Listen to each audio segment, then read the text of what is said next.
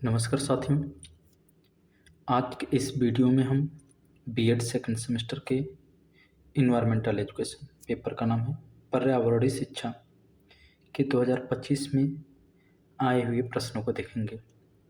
ठीक है, पेपर का नाम है environmental education, previous year question है 2025 का।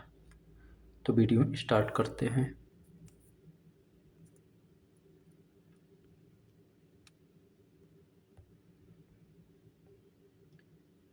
पहला प्रश्न है, नवीकरणीय संसाधन वे हैं जिनकी कम समय में प्राकृतिक रूप से पुनः पूर्ति की जा सकती है। यही सही होगा। जो सीमित है और इनकी पूर्ति नहीं की जा सकती, गलत बात। जो कोयला और तेल जैसी जीवाश्म ईंधन से शामिल है, नहीं। जो केवल सीमित मात्रा में, नहीं। ऑप्शन नंबर ए राइट होगा। अगला प्रश्न है, पर्यावरणीय प्रभाव आकलन EIA इन्वायरमेंटल इम्पैक्ट असेसमेंट और कंडक्टेड। तो पर्यावरणीय प्रभाव आकलन आयोजित किए जाते हैं प्रस्तावित परियोजना के संभावित पर्यावरणीय प्रभाव का मूल्यांकन करने हेतु। यही राइट होगा। बिना किसी प्रतिबंध के आर्थिक गतिविधियों को बढ़ावा देने हेतु, गलत। बड़े पैमाने पर वनों की कटाई, नहीं, वनों कटाई की बात नहीं की जाएगी। गैर नवीकरणीय संसाधनों का उपयोग, नहीं, नवीकरणीय संसाधनों का होगा यहाँ पे, इसलिए ऑप्शन ए राइट होगा। अगला है, कौन सी प्रथा जल संरक्षण में सहायक होती है? दांतों को ब्रश करते समय पानी चलाने देने से, गलत। कृषि के लिए ड्रिप सिंचाई का उपयोग करना, सही होगा। गलत। जल गहन फसलों का उपयोग बढ़ाना, नहीं, कम करना है। नदियों में औद्योगिक कचरे का निपटान, नहीं। ऑप्शन नंबर बी राइट होगा। जल संरक्षण में सहायक कौन सा होगा? कृषि के लिए ड्रिप सिंचाई का उपयोग करना। अगला प्रश्न है, जलवायु कार्रवाई करने में शामिल है, क्या शामिल है? कार्बन उत्सर्जन को नजरअंदाज नहीं करना है, ग्रीन हाउस गैस उत्सर्जन को कम करना और जलवायु परिवर्तन के प्रभाव को अपनाना। यही सही होगा। ऑप्शन नंबर बी राइट होगा। गैर नवीकरणीय ऊर्जा स्रोतों का उपयोग बढ़ाना, नहीं, कम करना है। पुनर्नवीकरण प्रयासों को रोकना, नहीं, इसलिए ऑप्शन बी राइट होगा। अगला प्रश्न है, निम्नलिखित में कौन पर्यावरणीय शिक्षा में मीडिया की भूमिका का सबसे अच्छा वर्णन करता है? पर्यावरणीय संबंधी मुद्दे और समाधानों के बारे में जागरूकता बढ़ाना और जनता को सूचित करना, सही बात है। पर्यावरणीय मुद्दों में सार्वजनिक रुचि को हतोत्साहित नहीं, प्रोत्साहित करना है। गैर नवीकरणीय संसाधनों के उपयोग को बढ़ावा देना, नहीं। केवल मनोरंजन सामग्री पर ध्यान, नहीं, इसलिए ऑप्शन नंबर ए राइट होगा।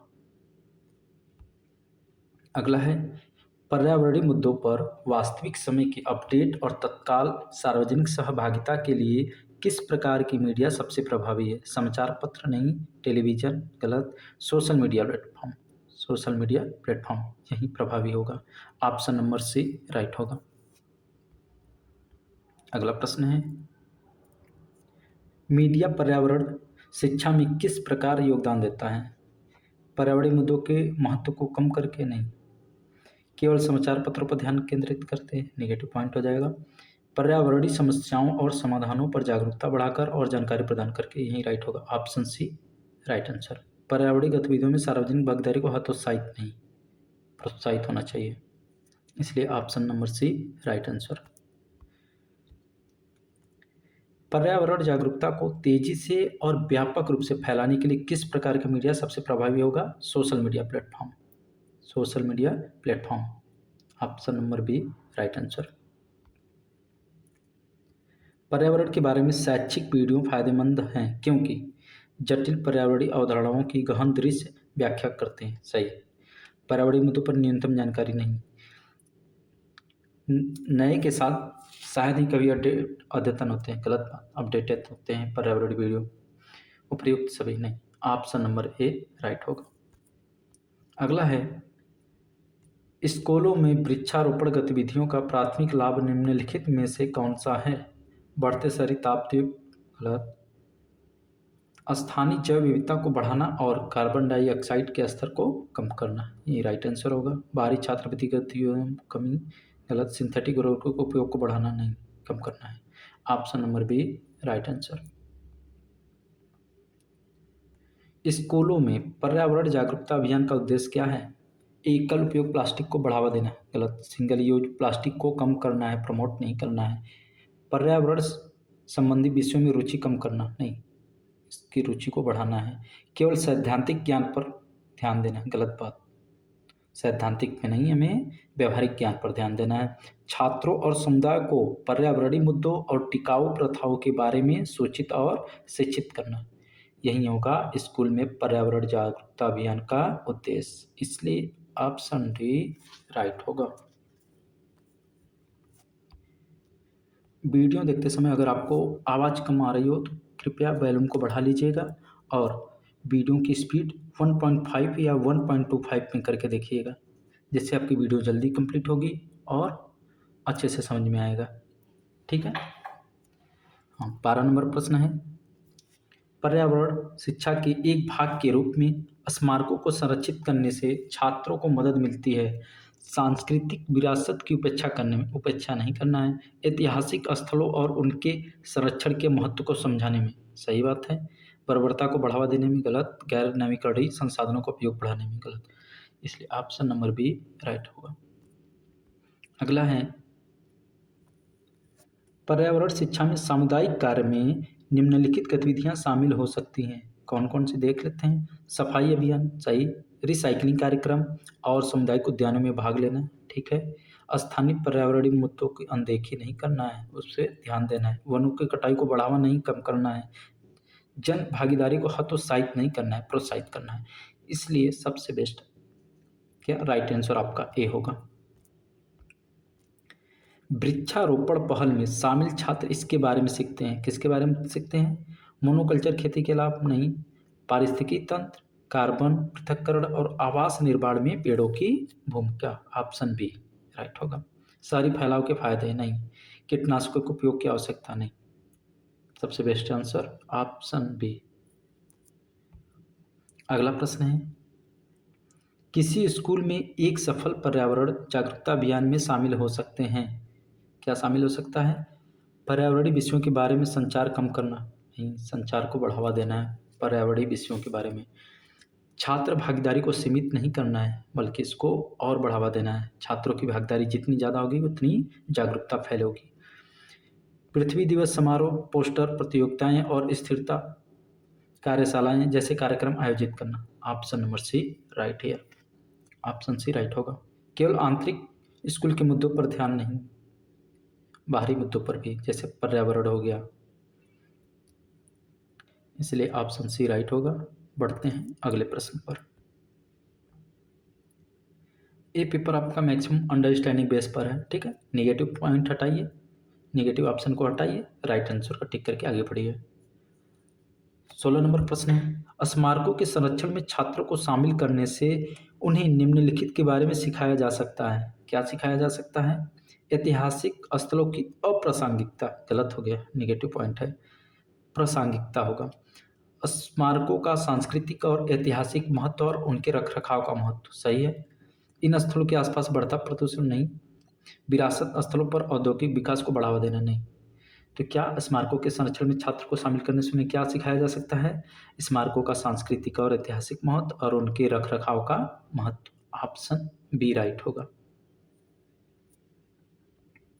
अगला प्रश्न है, पर्यावरण शिक्षा से संबंधित सामुदायिक कार्य छात्रों को प्रोत्साहित करते हैं। खुद को सामूहिक मुद्दे से अलग कर लेने हेतु, नहीं। यहाँ पे क्या बात हुई, सामूहिक कार्य, तो सामूहिक में समूह आएगा। स्थानीय पर्यावरण समस्याओं को सुलझाने और जिम्मेदारी की भावना को बढ़ावा देने में सक्रिय रूप से संलग्न होने हेतु, यही राइट होगा। गैर नवीकरणीय, नहीं, नवीकरणीय होगा यहाँ पे, इसलिए ये गलत होगा। पर्यावरण पर उनके कार्य के प्रभाव की उपेक्षा नहीं करना है, बल्कि उस पर ध्यान देना है, इसलिए ऑप्शन नंबर बी राइट होगा। वृक्षारोपण गतिविधियां निम्नलिखित में मदद करती हैं। किस में मदद करेगी। वायु गुणवत्ता में सुधार, सही है। कटाव को कम करना, सही बात। और वन्य जीवों के लिए आवास प्रदान करना, बहुत सही, राइट ऑप्शन ए होगा। राइट आंसर आपका ए होगा। मिट्टी की उर्वरता कम करना, नहीं। मिट्टी की उर्वरता इससे बढ़ेगी। वनों की कटाई दर में वृद्धि, कटाई दर में कम करना है। भूमि क्षरण को बढ़ावा देना, नहीं। ऑप्शन ए राइट होगा। अगला प्रश्न है, एक प्रभावी पर्यावरण जागरूकता अभियान होना चाहिए। कैसा होना चाहिए? दर्शकों को सचेत करने के लिए डराने वाली रणनीतियों का उपयोग करने वाला नहीं, डराने की बात नहीं की जाएगी। जो समाधान प्रदान किए बिना नकारात्मक परिणामों पर ध्यान, गलत बात। सकारात्मक परिणाम होना चाहिए जो लोगों के एक छोटे विशिष्ट समूह को लक्षित करे, नहीं बड़े समूह को होना चाहिए। जो सकारात्मक पर्यावरणीय कार्यों को शिक्षित और प्रेरित करने के लिए तथ्यात्मक जानकारी का उपयोग करे। ऑप्शन डी राइट होगा। अगला प्रश्न है, स्मारकों के संरक्षण में छात्रों को शामिल करने का एक लाभ यह है, क्या लाभ होगा? इतिहास और संस्कृति में रुचि कम करना, नहीं रुचि को बढ़ावा देना होगा। विरासत की भावना और ऐतिहासिक और सांस्कृतिक स्थलों के संरक्षण के महत्व को बढ़ावा देना। ऑप्शन बी राइट होगा। ऐतिहासिक स्थलों के आसपास की गंदगी को फैलाने को प्रोत्साहन नहीं, गंदगी को कम करना है, उसको प्रोत्साहन नहीं देना है। विरासत स्थलों का व्यवसायीकरण बढ़ाना, नहीं व्यवसायीकरण निजीकरण नहीं करना है, इसका कमर्शियलाइजेशन नहीं करना है, सॉरी। इसलिए ऑप्शन बी राइट होगा।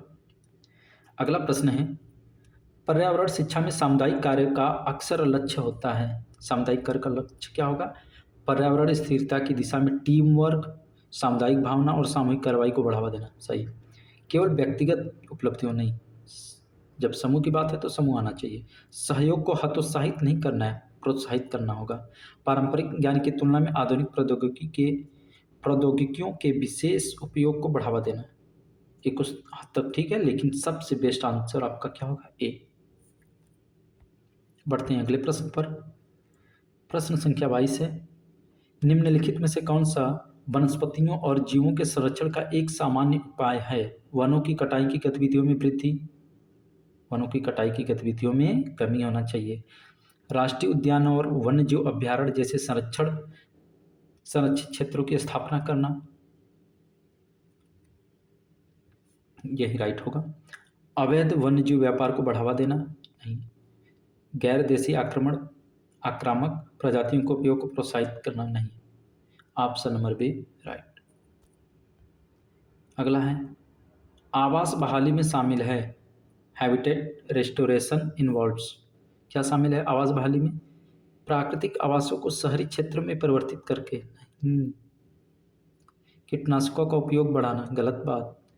नष्ट हुए पारिस्थितिकी तंत्र को उनकी प्राकृतिक अवस्था में पुनर्स्थापित करना, यही राइट होगा। ऑप्शन नंबर बी, जैव विविधता को कम नहीं बल्कि जैव विविधता को बढ़ावा देना है, इसलिए ऑप्शन सी राइट होगा। अगला प्रश्न है,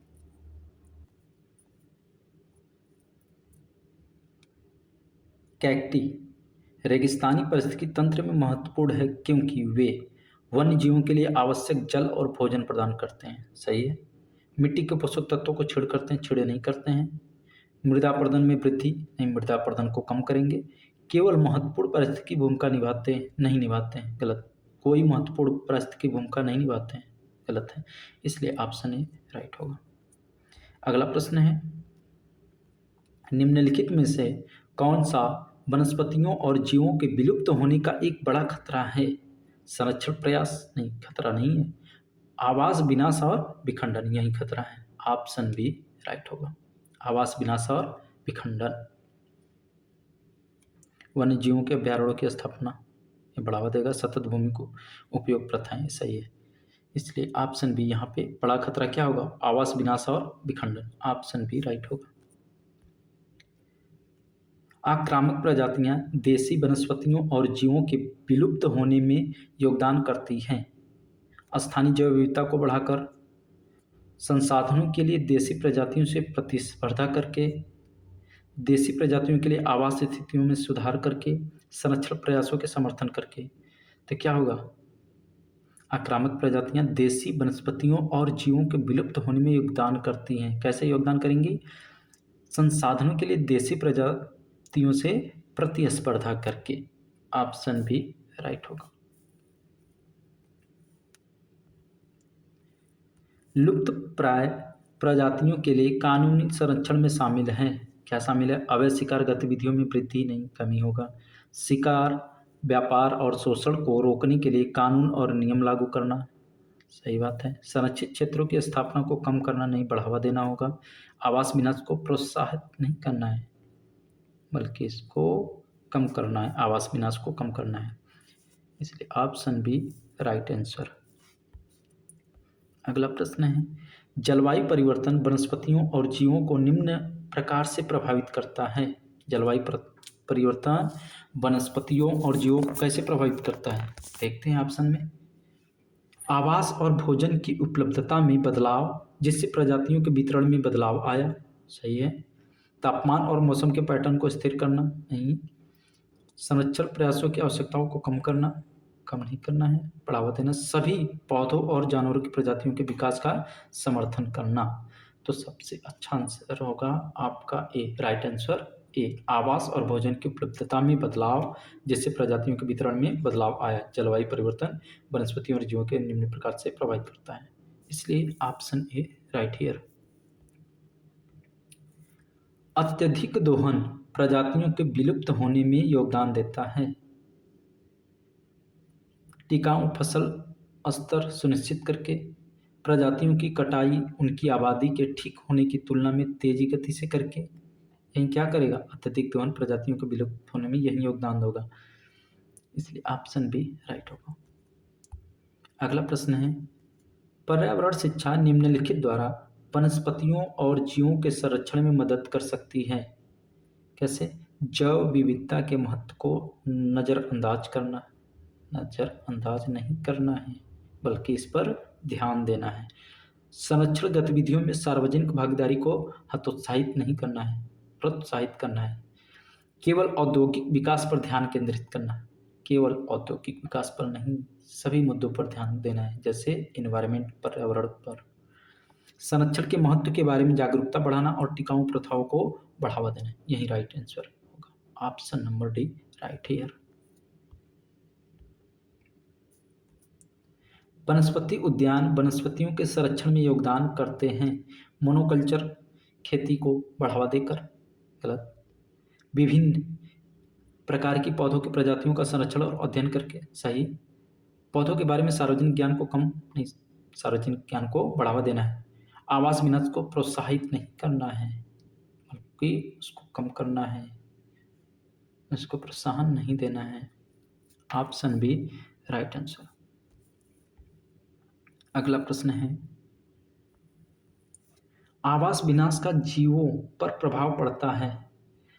आबादी को अलग थलग करना, जिससे आनुवंशिक विविधता कम हो गई और विलुप्त होने का खतरा बढ़ गया, सही है। आवास विखंडन का जीवों पर यही प्रभाव होगा। आबादी को अलग थलग करना, जिससे आनुवंशिक विविधता कम हो गई और विलुप्त होने का खतरा बढ़ गया। ऑप्शन ए राइट है। बढ़ते हैं अगले प्रश्न पर। भारत में मिट्टी बचाओ आंदोलन कहाँ शुरू किया गया था? तो भारत में मिट्टी बचाओ आंदोलन होशंगाबाद मध्य प्रदेश में। Option number D right. कब किया गया था? 1977 में। अगला प्रश्न है, बाघ परियोजना किस वर्ष शुरू की गई थी? तो बाघ परियोजना 1973-74 में शुरू की गई थी। Option D right. अगला है, ब्राजील के रियो डी जेनेरियो में यूएनसीडी 1992 में किस घोषणा पर हस्ताक्षर किए गए थे? एजेंडा 21 पर। अगला प्रश्न है, निम्नलिखित में से कौन सा राज्य साइलेंट वैली परियोजना से संबंधित है? तो साइलेंट वैली परियोजना से केरल संबंधित है, Kerala. Option C right here. इनमें से कौन सा संगठन उष्णकटिबंधीय वन के सतत प्रबंधन और संरक्षण को बढ़ावा देता है? वनों पर संयुक्त राष्ट्र मंच, ग्रीनपीस, प्रकृति के लिए विश्व पक्षी निधि या अंतर्राष्ट्रीय उष्णकटिबंधीय इमारती लकड़ी संगठन, यही राइट होगा। तो अंतर्राष्ट्रीय उष्णकटिबंधीय इमारती लकड़ी संगठन उष्णकटिबंधीय वन के सतत प्रबंधन और संरक्षण को बढ़ावा देता है। ऑप्शन डी राइट होगा। और नवीकरणीय संसाधन कौन से हैं? नॉन रिन्यूएबल रिसोर्स कौन सा होगा? कच्चा तेल है।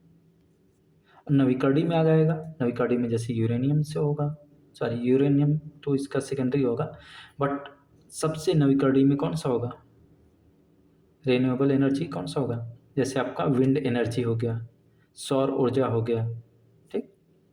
और नवीकरणीय में जैसे कच्चा तेल हो गया, पेट्रोलियम। इसलिए यहाँ पे ऑप्शन ए राइट होगा। निम्नलिखित में से कौन सा स्थान यूनेस्को की विश्व धरोहर स्थलों की सूची में आता है? जिम कॉर्बेट नेशनल पार्क नहीं, नंदा देवी और फोंडो की घाटी, ऑप्शन बी राइट होगा। अगला प्रश्न है, इस प्रश्न का उत्तर आप लोग कमेंट करिएगा। ये प्रश्न सबको आता होगा, ठीक। विश्व पर्यावरण दिवस, वर्ल्ड इन्वायरमेंट डे कब सेलिब्रेट होता है? क्योंकि यहाँ पे राइट टिक लगा है, 5 जून।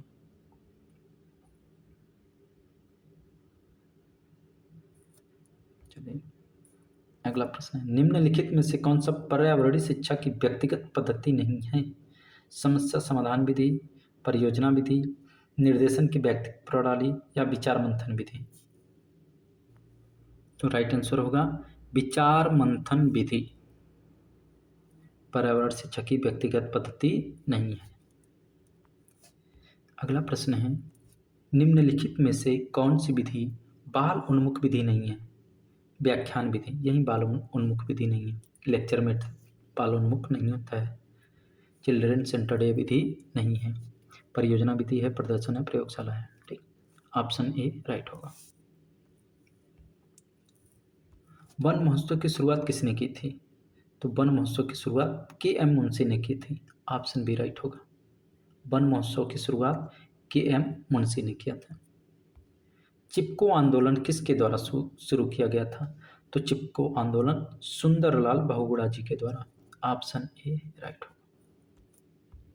अगला प्रश्न है, पृथ्वी दिवस किस तिथि को मनाया जाता है? तो पृथ्वी दिवस 22 अप्रैल को मनाया जाता है। अर्थ डे 22 अप्रैल। 5 जून विश्व पर्यावरण दिवस। रेड डाटा बुक एकत्रित करती है लुप्तप्राय प्रजातियों की सूची, सही है, यही राइट होगा आपका। Red data book collects list of endangered species, option A right here.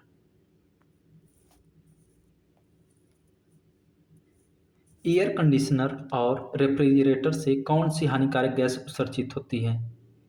तो इससे होगा CFC, chlorofluorocarbon, option number C right होगा। एयर कंडीशनर और रेफ्रिजरेटर से CFC, क्लोरोफ्लोरोकार्बन उत्सर्जित होती है। अगला प्रश्न है, गाय के गोबर से कौन सी हानिकारक गैस उत्सर्जित होती है? Methane gas. गाय के गोबर से मीथेन गैस उत्सर्जित होती है। नमामि गंगे परियोजना किसने शुरू की थी? तो नमामि गंगे परियोजना नरेंद्र मोदी जी ने शुरू किया था, ऑप्शन बी राइट होगा। अगला प्रश्न है, पर्यावरण शिक्षा का प्राथमिक उद्देश्य क्या है? तकनीकी उन्नति को बढ़ावा देना, पर्यावरण संरक्षण के प्रति जिम्मेदारी की भावना को बढ़ावा देना, आर्थिक विकास को प्रोत्साहित करना, सोशल मीडिया सहभागिता में सुधार करना। तो पर्यावरण शिक्षा का प्राथमिक उद्देश्य क्या होगा?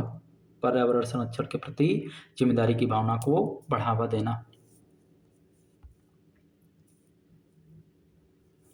निम्नलिखित में से कौन पर्यावरण शिक्षा के दायरे का सबसे अच्छा वर्णन करता है?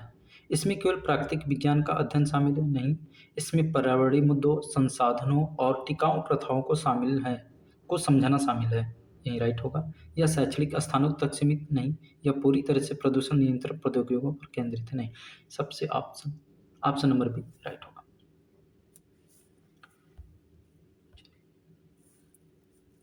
अगला प्रश्न है, पर्यावरण शिक्षा को अंतः विषयक माना जाता है क्योंकि इसे हर स्कूल में पढ़ाया जाता है? नहीं, यह जीव विज्ञान, रसायन विज्ञान, भूगोल और समाजशास्त्र जैसे विभिन्न विषयों से ज्ञान को एकत्रित करती है। ऑप्शन बी राइट होगा। इसमें केवल पर्यावरण कानूनों का अध्ययन नहीं, यह शारीरिक शिक्षा का एक हिस्सा है। गलत बात। सबसे बेस्ट आंसर ऑप्शन बी होगा। पर्यावरण शिक्षा को अंतःविषय क्यों माना जाता है? क्योंकि यह जीव विज्ञान, रसायन विज्ञान, भूगोल और समाजशास्त्र जैसे विभिन्न विषयों से ज्ञान को एकत्रित करती है। अगला प्रश्न है, पर्यावरण शिक्षा का एक प्रमुख उद्देश्य है। क्या प्रमुख उद्देश्य देखते हैं? पर्यावरणीय समस्या समाधान के लिए कौशल विकसित करना, ठीक है। उपभोक्तावाद को बढ़ावा देना, नहीं। औद्योगिकरण को बढ़ावा देना, नहीं। शहरीकरण को बढ़ावा, नहीं। ऑप्शन ए राइट होगा। पर्यावरण शिक्षा का प्रमुख उद्देश्य क्या है? पर्यावरण समस्या समाधान के लिए कौशल विकसित करना। पर्यावरण शिक्षा के दायरे में शामिल है प्राचीन संस्कृतियों का ऐतिहासिक विश्लेषण, नहीं। पर्यावरणीय प्रभाव का आकलन और सतत विकास को बढ़ावा देना, यही शामिल होगा। Option B right here. चिकित्सा प्रौद्योगिकी की उन्नति, कोई बात नहीं की गई है। वित्तीय बाजारों पर अध्ययन, नहीं। Option B right. अगला प्रश्न है, निम्नलिखित में से कौन सा कथन पर्यावरण शिक्षा की प्रकृति का सबसे अच्छा वर्णन करता है? यह स्थिर और अपरिवर्तनीय, नहीं। स्टैटिक नहीं है बल्कि डायनेमिक है। अनचेंजिंग नहीं बल्कि चेंजिंग है। परिवर्तनशील और गतिशील है, इसलिए ऑप्शन ए गलत होगा। ऑप्शन बी क्या है? यह गतिशील और विकासशील है, सही। नई पर्यावरण चुनौतियों और ज्ञान को अपना रही है। Option B right here. यह मुख्य रूप से सैद्धांतिक है, नहीं व्यवहारिक है। यह विशेष रूप से नवीकरणीय ऊर्जा स्रोतों के अध्ययन पर केंद्रित है, नहीं। Option B right here. सबसे अच्छा वर्णन क्या होगा? Option B. चलिए अगला प्रश्न दिया है, पर्यावरण शिक्षा का एक मुख्य उद्देश्य, महत्वपूर्ण उद्देश्य है, क्या है? विकसित देशों की आर्थिक प्रभुत्व को, कोई बात नहीं है। आम जनता के बीच पर्यावरण संबंधी मुद्दों के बारे में जागरूकता और समझ बढ़ाना, यही राइट होगा। नवीकरणीय संसाधनों के उपयोग को सीमित नहीं करना है बल्कि नवीकरणीय संसाधनों के उपयोग को बढ़ाना है। अनवीकरणीय संसाधनों के उपयोग को सीमित करना है। औद्योगिक उद्देश्यों के लिए वनों की कटाई को प्रोत्साहित करना है। वनों की कटाई को प्रोत्साहित नहीं करना है बल्कि उस पर रोक लगानी है। ऑप्शन बी राइट होगा। पर्यावरण शिक्षा के दायरे में निम्नलिखित के बारे में शिक्षा देना शामिल है। वित्तीय निवेश रणनीतियाँ, रासायनिक उर्वरकों के माध्यम से कृषि उपज को बढ़ाने की तकनीक, नहीं। जैव विविधता संरक्षण और पारिस्थितिकी तंत्र पर मानव गतिविधियों का प्रभाव। ऑप्शन सी राइट होगा। अगला प्रश्न है, पर्यावरण शिक्षा की सहभागी प्रकृति का अर्थ है केवल विशेषज्ञ ही पर्यावरण संरक्षण गतिविधियों में शामिल होते हैं। गलत बात। यह पर्यावरणीय समस्याओं को हल करने में व्यक्तियों, समुदायों और संगठनों की सक्रिय भागीदारी को प्रोत्साहित करती है। सहभागी प्रकृति पूछा ना, पर्यावरणीय शिक्षा की सहभागी प्रकृति का क्या अर्थ है? यह पर्यावरणीय समस्याओं को हल करने में व्यक्तियों, समुदायों और संगठनों की सक्रिय भागीदारी को प्रोत्साहित करता है। ऑप्शन बी राइट होगा। इसमें समुदाय इनपुट शामिल नहीं है, समुदाय इनपुट बल्कि शामिल है। यह सभी पर्यावरणीय गतिविधियों पर सरकारी नियंत्रण का आदेश देती नहीं। Option B right. पर्यावरण शिक्षा का लक्ष्य है, क्या लक्ष्य है? व्यक्तियों और समुदायों में पर्यावरणीय नैतिकता और मूल्यों को स्थापित करना, सही है। जीवाश्म ईंधन पर निर्भरता नहीं, बढ़ाना नहीं, कम करना है। शहरी फैलाव को बढ़ाना नहीं। पर्यावरण संबंधी मुद्दों पर वैश्विक सहयोग कम करना बल्कि बढ़ाना है, वैश्विक सहयोग को बढ़ाना है। इसलिए ऑप्शन ए राइट है। निम्नलिखित में से कौन एक पारिस्थितिकी तंत्र का सबसे अच्छा वर्णन करता है? एक समान जलवायु वाला एक बड़ा भौगोलिक क्षेत्र, जीवित जीवों को एक समुदाय जो अपने भौतिक पर्यावरण के साथ अंतरक्रिया करता है, सही है। समान आर्थिक गतिविधियों वाला क्षेत्र, एक शहर के भीतर एक सामाजिक व्यवस्था। तो कौन सा है सबसे अच्छा वर्णन करेगा पारिस्थितिकी तंत्र के बारे में? तो जीवित जीवों का एक समुदाय जो अपने भौतिक पर्यावरण के साथ अंतरक्रिया करता है। ऑप्शन बी राइट होगा। अधिकांश पारिस्थितिकी तंत्रों में ऊर्जा का प्राथमिक स्रोत क्या है? हवा, पानी, सूरज की रोशनी या मिट्टी? तो अधिकांश पारिस्थितिकी तंत्रों में ऊर्जा का प्राथमिक स्रोत क्या है? सूरज की रोशनी, सनलाइट। Option C. सामाजिक विज्ञान पर्यावरणीय मुद्दों के अध्ययन में कैसे योगदान देता है? प्रदूषकों की रासायनिक संरचना का विश्लेषण करके, मानव व्यवहार, नीतियों और पर्यावरण पर सामाजिक प्रभावों की जांच करके। यही राइट होगा। केवल तकनीकी समाधान पर समाधान नहीं, केवल प्राकृतिक घटनाओं नहीं, तो क्या होगा? सामाजिक विज्ञान पर्यावरणीय मुद्दों पर कैसे योगदान देगा? मानव व्यवहार, नीतियों और पर्यावरण पर सामाजिक प्रभावों की जांच करके। Option B right. अगला प्रश्न है, पर्यावरण अध्ययन में अंतः विषयक दृष्टिकोण जोड़ता है केवल भौतिक और रासायनिक विज्ञान, सामाजिक विज्ञान, प्राकृतिक विज्ञान और मानविकी। ठीक है, विशेष रूप से वित्तीय आर्थिक की बात नहीं की गई। अकेले चिकित्सा और स्वास्थ्य विज्ञान नहीं। राइट आंसर क्या होगा? सामाजिक विज्ञान, प्राकृतिक विज्ञान और मानविकी को पर्यावरण अध्ययन में अंतः विषयक दृष्टिकोण जोड़ता है। ऑप्शन बी राइट होगा। अगला प्रश्न है, ओजोन परत का प्राथमिक कार्य क्या है? पृथ्वी के वायुमंडल में गर्मी को रोकने के लिए, सूर्य से हानिकारक पराबैंगनी यूवी विकिरण को रोककर पृथ्वी पर जीवन की रक्षा करने के लिए ओजोन परत का प्राथमिक कार्य यही है। सूर्य से आने वाली हानिकारक अल्ट्रावायलेट रे को रोककर पृथ्वी के जीवन रक्षा को बढ़ावा देना है। ऑप्शन बी राइट होगा। ओजोन परत के क्षरण के लिए कौन से रासायनिक यौगिक सर्वाधिक उत्तरदायी है? CO2, CFC, मीथेन या सल्फर डाइऑक्साइड? तो कौन सा होगा? CFC, क्लोरोफ्लोरोकार्बन, सर्वाधिक उत्तरदायी है। Option B right. एक पारिस्थितिकी तंत्र के भीतर जैव विविधता का तात्पर्य है आर्थिक गतिविधियों की विविधता नहीं, किसी पारिस्थितिकी तंत्र में रहने वाली प्रजातियों की संख्या और विविधता। एक पारिस्थितिकी तंत्र के भीतर जैव विविधता क्या तात्पर्य होगा? किसी पारिस्थितिकी तंत्र में रहने वाली प्रजातियों की संख्या और विविधता। Option B right. पर्यावरण समाजशास्त्र मुख्य रूप से अध्ययन करता है समाज और पर्यावरण के बीच अंतरक्रिया का।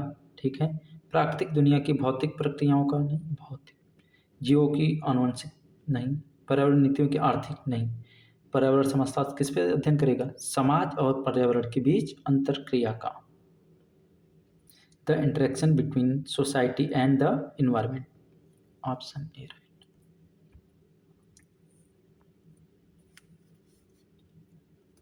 किस अंतरराष्ट्रीय समझौते का उद्देश्य ओजोन क्षयकारी पदार्थों के उत्पादन और खपत को कम करना है? तो मॉन्ट्रियल प्रोटोकॉल। ऑप्शन बी का मॉन्ट्रियल प्रोटोकॉल का उद्देश्य ओजोन क्षयकारी पदार्थों के उत्पादन और खपत को कम करना है। Option be the Montreal protocol.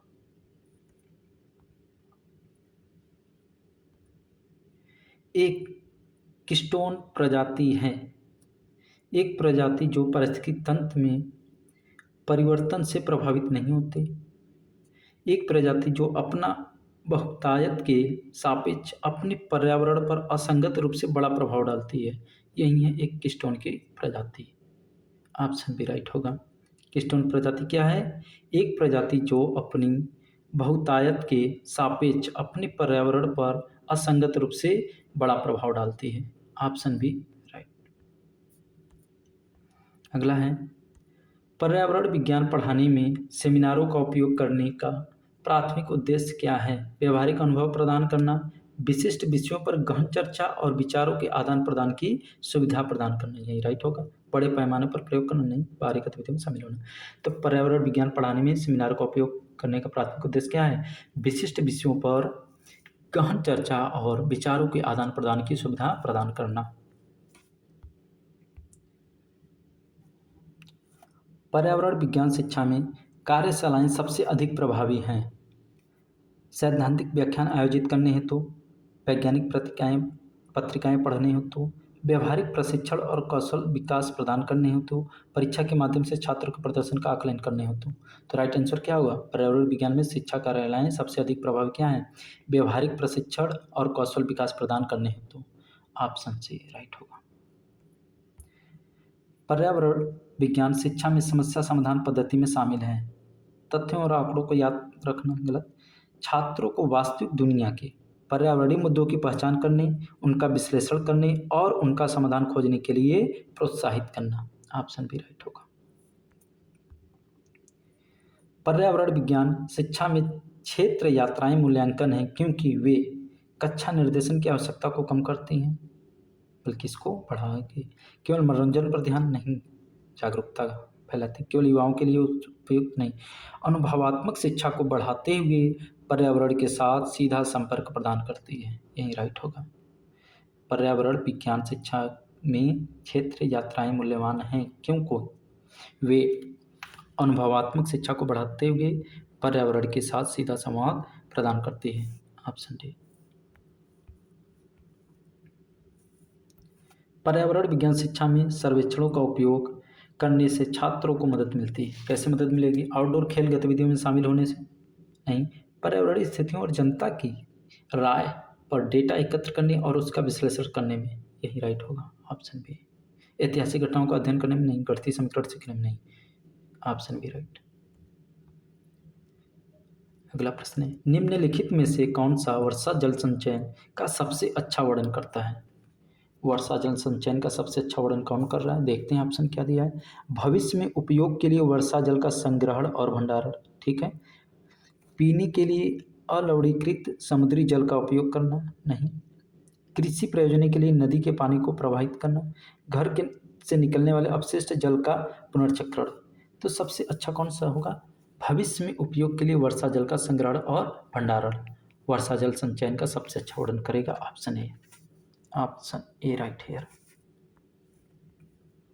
अगला है, इको पर्यटन, इको टूरिज्म मुख्य रूप से निम्नलिखित पर ध्यान पर केंद्रित है। किस पर केंद्रित है? देखते हैं। प्राकृतिक क्षेत्रों में बड़े रिसोर्ट को निर्माण करके, नहीं। प्राकृतिक क्षेत्रों में जिम्मेदार यात्रा को बढ़ावा देना जो पर्यावरण का संरक्षण करता है और स्थानीय लोगों की भलाई में सुधार करता है। यही राइट होगा। इको पर्यटन मुख्य रूप से किस पर है केंद्रित? प्राकृतिक क्षेत्रों में जिम्मेदार यात्रा को बढ़ावा देना और जो पर्यावरण का संरक्षण करता है, स्थानीय लोगों की भलाई में सुधार करता है। ऑप्शन बी राइट है।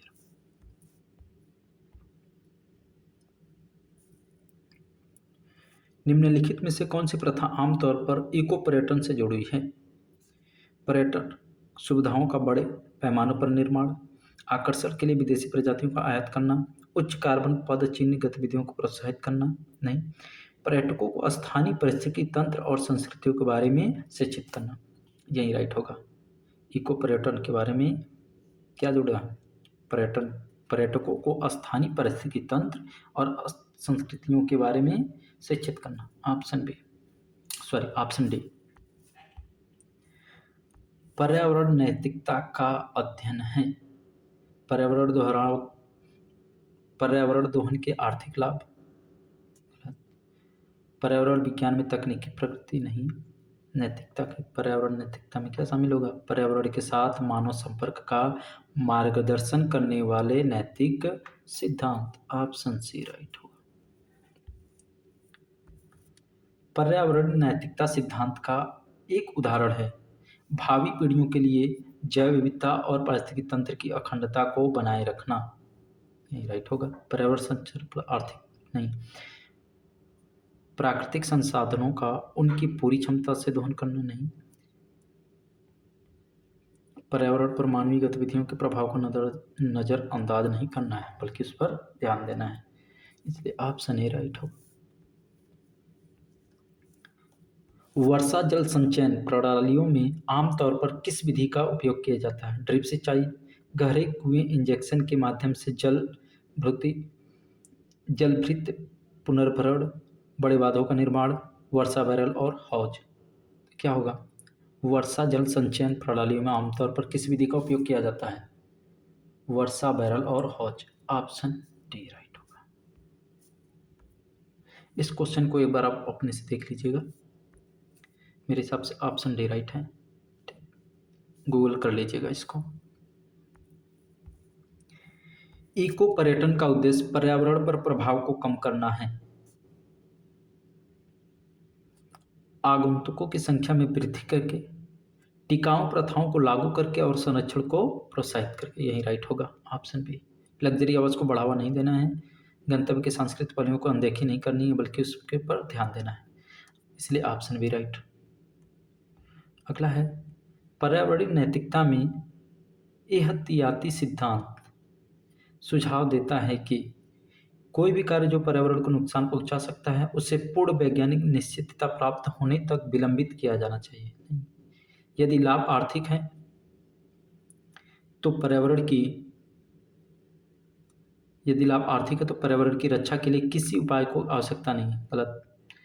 भावी पीढ़ियों के पास नवाचार को प्रोत्साहित करने के लिए कम संसाधन होने चाहिए। नहीं। संभावित पर्यावरण नुकसान को रोकने के लिए तत्काल कार्रवाई की जानी चाहिए, भले ही कुछ कारण और प्रभाव संबंध वैज्ञानिक रूप से पूरी तरह से स्थापित न हो। ऑप्शन डी राइट होगा। Option D right. वर्षा जल संचयन का एक प्रमुख लाभ है भूजल की कमी को कम करना, शहरी अफवाह में वृद्धि, मृदा अपरदन को बढ़ाना, वनों की कटाई को बढ़ावा देना। तो वर्षा जल संचयन का प्रमुख लाभ क्या है? भूजल की कमी को कम करना। Option A right. Global warming का प्राथमिक कारण क्या है? पृथ्वी की कक्षा में प्राकृतिक उतार चढ़ाव? नहीं। मानवीय गतिविधियों के कारण वातावरण में ग्रीन हाउस गैसों के स्तर में वृद्धि। ऑप्शन बी राइट होगा।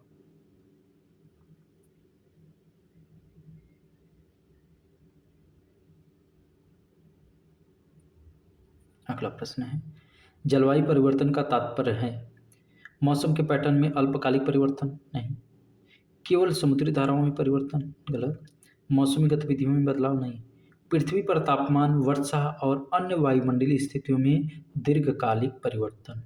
जलवायु परिवर्तन का तात्पर्य है एक लंबे समय में पृथ्वी पर तापमान, वर्षा और अन्य जो गतिविधियां हैं उसमें दीर्घकालिक परिवर्तन होते हैं, इसलिए ऑप्शन डी राइट होगा।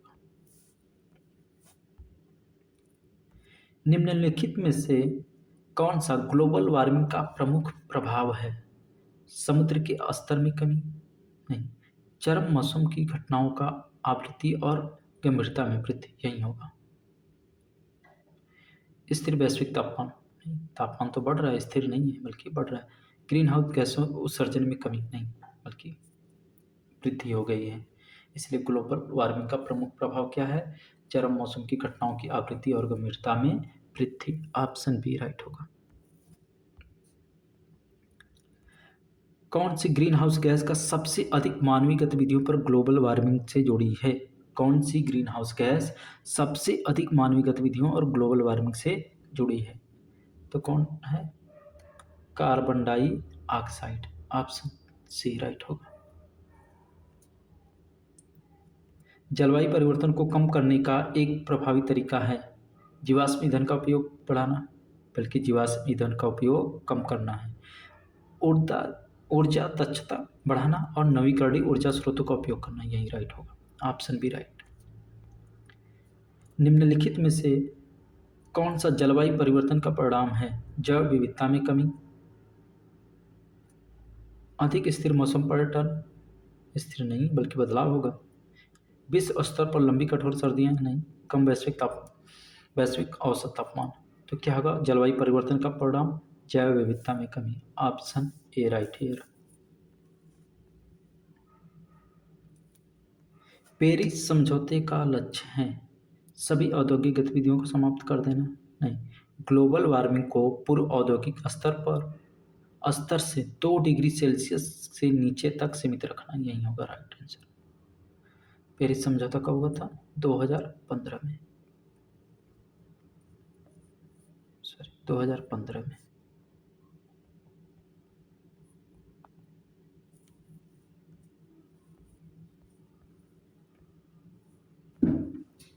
जलवायु परिवर्तन अनुकूलन में शामिल है नवीकरणीय ऊर्जा का उपयोग कम करना, नवीकरणीय ऊर्जा को बढ़ावा देना है।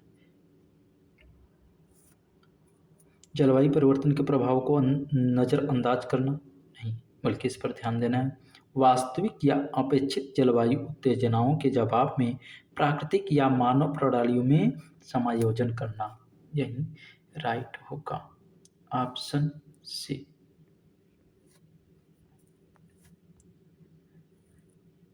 कार्बन पदचिह्न मापता है, कार्बन फुटप्रिंट मेजर्स, क्या माप करेगा?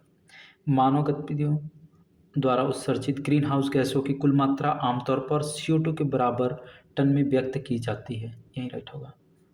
Carbon footprints the total amount of green house gases emitted by humans activities typically expressed in equivalent tons of CO2, option A right here.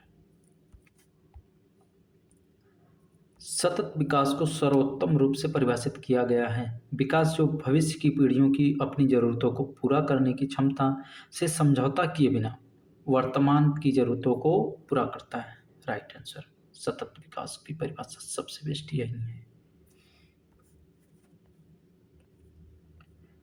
पर्यावरण संरक्षण का मुख्य उद्देश्य है औद्योगिक उत्पादन बढ़ाना नहीं, प्राकृतिक संसाधनों और जैव विविधता का संरक्षण करना, ऑप्शन बी राइट होगा। पर्यावरण संरक्षण में निम्नलिखित में से कौन सी एक प्रमुख रणनीति है? जीवाश्म ईंधन की खपत में वृद्धि कम करना है, जीवाश्म ईंधन की खपत। वनों की कटाई और गतिविधियों का विस्तार नहीं, वनों की कटाई की गतिविधियों को कम करना है। प्रदूषण को सीमित करने के लिए कानूनों को लागू करना है, यही राइट होगा। एकल उपयोग प्लास्टिक को प्रोत्साहित नहीं करना है बल्कि कम करना है, बैन ही कर देना है। एकल सिंगल यूज प्लास्टिक को बैन कर देना है, तो इसलिए 95 का सी ऑप्शन होगा right, option number C right होगा। अगला है जैव विविधता हॉटस्पॉट वह क्षेत्र है जो कम प्रजाति विविधता वाला है, नहीं। Biodiversity hotspot is an area that जैव विविधता में समृद्ध और मानवीय गतिविधियों खतरों से खतरे में है, जैव विविधता में समृद्ध और मानवीय गतिविधियों से खतरे में है, यही राइट होगा, ऑप्शन बी। पर्यावरण संरक्षण एजेंसियों की प्राथमिक भूमिका है पर्यावरण को प्रभावित करने वाली गतिविधियों की निगरानी और विनियमन कीजिए, यही राइट होगा। औद्योगिकरण को बढ़ावा देना, वनों की कटाई की दर बढ़ाएं, जीवाश्म ईंधन के उपयोग को सब्सिडी देना, नहीं, तीनों नेगेटिव है, ऑप्शन ए राइट। निम्नलिखित में से कौन सी एक टिकाऊ कृषि है? मोनोकल्चरल खेती, सिंथेटिक उर्वरकों और कीटनाशकों का उपयोग, फसल चक्र और जैविक खेती, यही होगा। Crop rotation and organic farming क्या है? टिकाऊ कृषि है, सस्टेनेबल है, ऑप्शन सी राइट होगा। राष्ट्रीय उद्यान और वन्यजीव अभ्यारण्य जैसे संरक्षित क्षेत्रों के संरक्षित क्षेत्र संरक्षण के लिए महत्वपूर्ण है क्योंकि वह पर्यटन को विशेष रूप से बढ़ावा देते हैं, वह वन्य जीव के लिए सुरक्षित आवास प्रदान करते हैं और पारिस्थितिकी तंत्र को संरक्षित करते हैं, ऑप्शन बी राइट होगा। अंतिम प्रश्न है निम्नलिखित में से कौन सा संयुक्त राष्ट्र सतत विकास लक्ष्यों SDG में से एक है? असीमित संसाधन निष्कर्षण सुनिश्चित करना, बढ़ता औद्योगिक कचरा, सभी के लिए सस्ती विश्वसनीय टिकाऊ और आधुनिक ऊर्जा तक पहुंच प्रदान करना, ऑप्शन सी। और ये SDG 7 के अंदर आता है, SDG सस्टेनेबल डेवलपमेंट गोल 7 के। तो आज की इस वीडियो में हम 2025 में आए हुए प्रश्नों को देखा है, टोटल 100 प्रश्न थे, ठीक। और आप लोग के एग्ज़ाम के लिए सभी को ढेर सारी शुभकामनाएं और मेरे तरफ से सभी को ऑल द बेस्ट।